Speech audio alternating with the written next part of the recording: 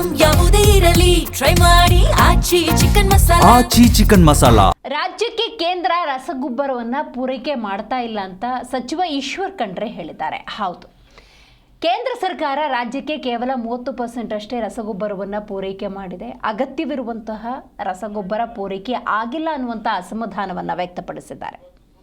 ರಾಜ್ಯಗಳಲ್ಲಿ ರಸಗೊಬ್ಬರ ಕೊಡುವ ಜವಾಬ್ದಾರಿ ಕೇಂದ್ರ ಸರ್ಕಾರದ್ದು. ಎಷ್ಟು ಅವಶ್ಯಕತೆ ಇದೆಯೋ ಅಷ್ಟು ರಸಗೊಬ್ಬರವನ್ನು ಕೇಂದ್ರ ಸರ್ಕಾರ ಮಾಡಬೇಕು. ಸದ್ಯಕ್ಕೆ ರಸಗೊಬ್ಬರ ಎಷ್ಟಿದೆ ಅನ್ನೋದ್ರ ಬಗ್ಗೆ ಇವತ್ತು ತಿಳಿಸ್ತೇವೆ ಅಂತ ಸಚಿವರು ತಿಳಿಸಿದ್ದಾರೆ.